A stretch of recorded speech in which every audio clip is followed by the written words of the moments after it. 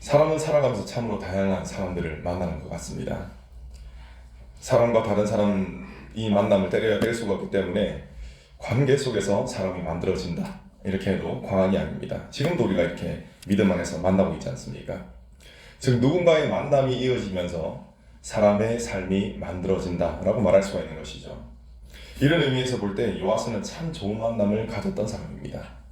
만인에게 물어보면 그 사람들이 다 요아스는 좋은 만남을 가진 사람이다, 이렇게 말할 것입니다. 왜냐하면 대제사장 여호야다를 만났기 때문에 그렇습니다. 만약 여호야다를 만나지 못했더라면 이 요아스는 신앙의 길을 가는 것은커녕 목숨도 부지하지 못했을 것입니다. 어제 그 사건 잘 아시지 않습니까? 여호야다와의 만남은 정말 좋은 만남이었습니다. 그래서 이 좋은 만남이 좋은 효과를 가져다 왔습니다. 우리 2절 말씀 한번 같이 보시겠습니다. 2절 함께 읽습니다. 요아스는 제사장 여호야다가 그를 교훈하는 모든 날 동안에는 여호와 보시기에 정직히 행하였으되. 아멘. 이를 통해서 여호야다가 요아스에게 하나님을 경외하는 태도를 배웠다라는 것을 알 수가 있습니다. 참 좋은 만남입니다. 그렇기 때문에 이 좋은 만남이 있었기 때문에 요아스 왕이 성전을 수리하는 일에 열정을 불태울 수가 있었다는 것이죠. 요아스가 왕이 되기 전 죽임을 당했던 아달랴는 어떤 인물이었습니까? 이세벨의 딸이었습니다. 그렇기 때문에 그녀가 집권했던 이 7년의 기간 동안 성전은 그냥 방치되었습니다. 완전히 신경을 꺼버렸던 것이죠. 아마 이러한 이유로 요아스가 무사했을 것이라 여겨집니다. 아무튼 성전은 왕실의 철저한 무관심 속에서 방치되었고, 따라서 손볼 곳이 많아졌을 것입니다. 원래 집도 사람이 사는 집이 이렇게 관리가 되잖아요. 근데 전혀 이렇게 손을 보지 않으니까 그야말로 성전이 엉망이 되었을 것이라는 겁니다. 본래 성전을 유지하고 보수하는 것에 발생되는 비용은 왕실에서 지출을 했다고 합니다. 그런데 이 과정을 요아스가 성전을 수리하면서 완전히 바꿔버립니다. 백성들에게서 받은 돈을 그대로 성전 수리에 사용하는 방식으로 바꿔버린 것입니다. 여러분, 이것은 정말 획기적인 일입니다. 왜냐하면 이 섬김의 범위가 확 늘어났기 때문에 그렇습니다. 원래는 어디서 섬겼습니까? 왕실에서 섬겼는데 이 범위가 백성들에게로 넓어진 것입니다. 그래서 획기적인 일입니다. 교회는 보면은 간혹 그냥 위로받기 위한 목적으로 오는 분이 있습니다. 헌신과 봉사의 자리에는 가지 않습니다. 싫어하기 때문에. 예배의 인사도 맡기 싫어합니다. 부담이 되기 때문에. 다만 조용히 교회에 왔다가 가는 것만 하고 싶어하는 분들이 있습니다. 정도가 좀 이건 개인 간의 차이가 될 수가 있는데, 성향의 차이가 될 수도 있는데, 누군가 인사하는 것조차 부담스러워하는 그런 분도 있습니다. 물론 이제 개인 차이겠죠. 그런데 여러분, 만약에 이러한 자세를 계속 유지한다면 어떻게 되겠습니까? 그나마 믿음이 있습니다. 믿음이 있는데 그 믿음이 더 이상 자라지 않을 확률이 굉장히 높습니다.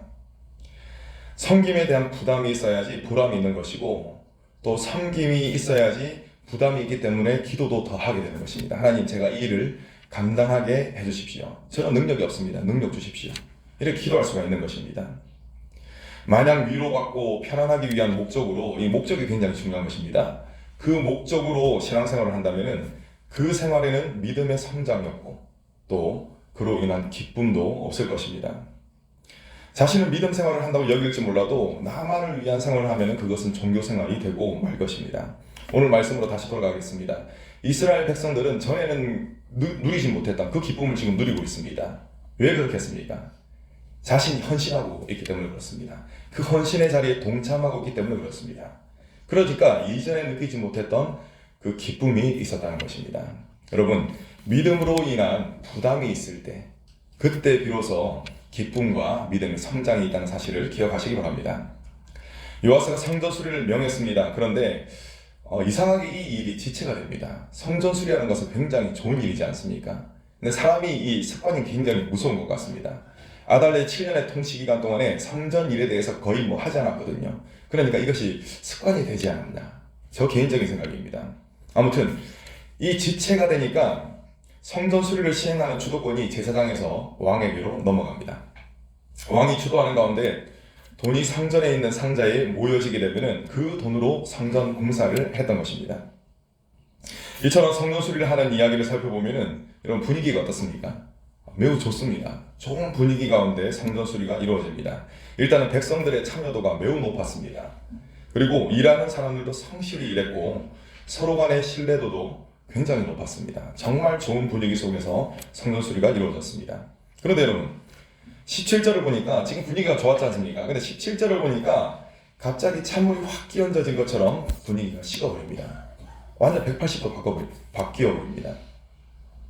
아람 왕 하사엘이 전쟁을 할 기미를 보였다는 것입니다. 그러자 유다 왕 요아스가 어떤 선택을 드립니까?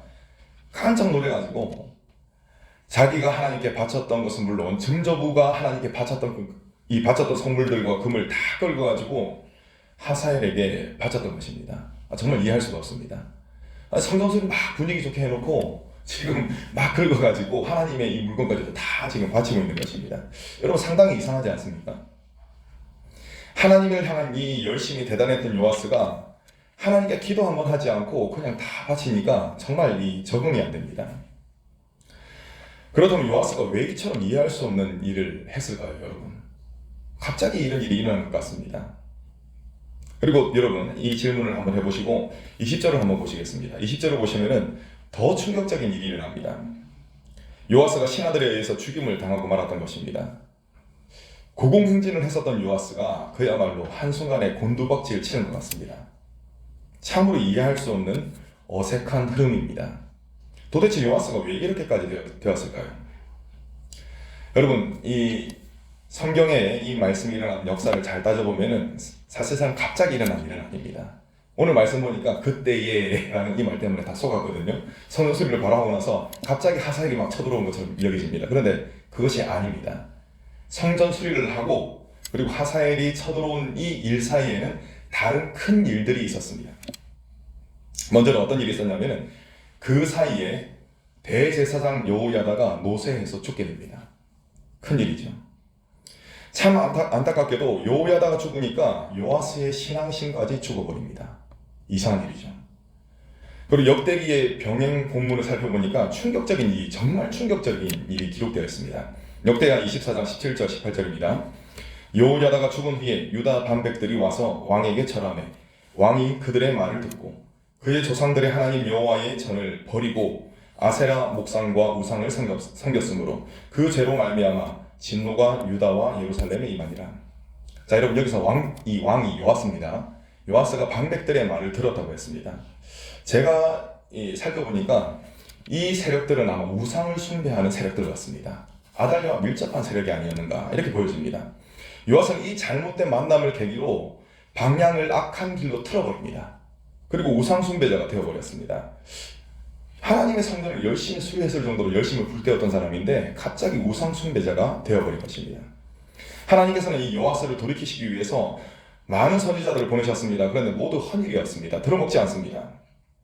결국 요야다의 아들 스가랴가 성령의 감동을 받게 됩니다. 그리고 왕에게 직언을 하기 위해서 찾아갑니다. 그래서 직언을 했습니다. 그런데 이마저도 허사였습니다. 결국 스가랴, 이 요야다의 아들 스가랴는 요아스에 의해서 죽임을 당하게 됩니다. 요야다의 아들 스가랴는 죽임을 당하기 전에 하나님께 이렇게 호소합니다. 하나님 저희 억울함을 들어주십시오. 이런 한맺힌 기도를 하고 죽임을 당합니다. 정말 충격적이지 않습니까? 자, 이 일 이후에 다음의 내용이 이어집니다. 24절 말씀 제가 역대하 24장 24절 제가 읽어드립니다. 아람 군대가 적은 무리로 왔으나 여호와께서는 심히 큰 군대를 그들의 손에 넘기셨으니 이는 유다 사람들이 그들의 조상들의 하나님 여호와를 버렸습니다. 이와 같이 아람 사람들이 요아스를 징벌하였더라. 여러분 이제 이 그림이 그려지시죠? 갑자기 난데없이 하사엘이 막 쳐들어온 것이 아니라 이런 일들이 있은 다음에 하사엘이 쳐들어온 것입니다. 그러니까 아이고 저 살려주십시오 하면서 받았던 모든 하나님의 선물까지도 드렸던 모든 선물도 다 바치는 거죠. 이렇게 진행이 되었습니다. 그렇다면 여러분 믿음이 매우 좋았던 것처럼 보였던 이 요아스가 왜 믿음을 상실했는가? 지금 이것은 믿음을 상실했기 때문에 보여지는 행동이거든요. 왜 믿음을 상실하고 말았겠습니까? 제가 설교 소개에 만남에 대한 말씀을 드렸었죠. 만남에 대한 말씀. 요아스는 하나님의 사람인 여호야다는 만났었습니다. 그런데 정작 살아계신 하나님을 만나지 못했던 것입니다. 이것이 결정적인 것입니다. 그렇기 때문에 여호야다가 죽자 믿음을 잃어버렸던 것이죠.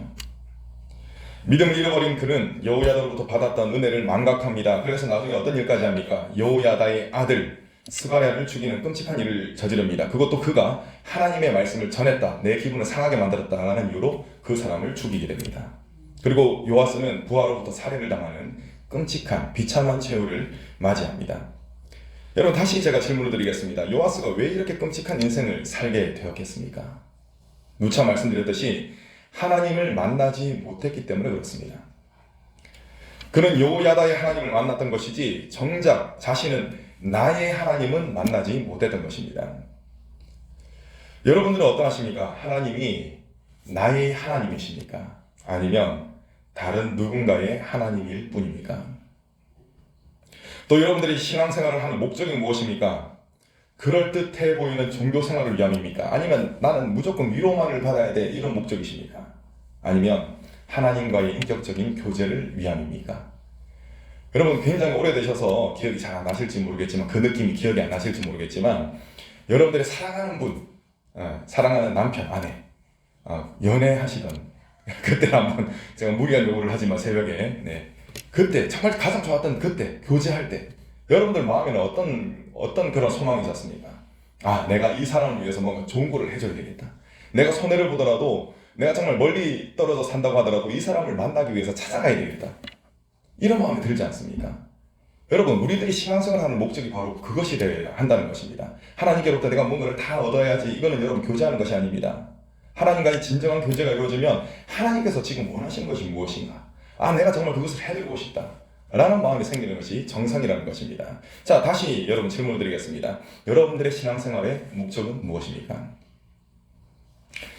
요아스는 하나님을 자신의 하나님으로 섬기지 못했습니다. 그래서 종교적인 모양새는 있었지만 하나님과의 인격적인 교제는 없었던 것입니다. 그것이 비참한 최후라는 열매로 맺혀졌습니다. 여러분, 나의 하나님이라는 진정한 고백이 저와 여러분들에게 있기를 간절히 축원합니다. 나아가서 주님 다시 오시는 그날까지 하나님을 향한 열정을 하나님과의 교제 속에서 불태우시는 저와 여러분 되시기를 간절히 소망합니다. 기도하겠습니다.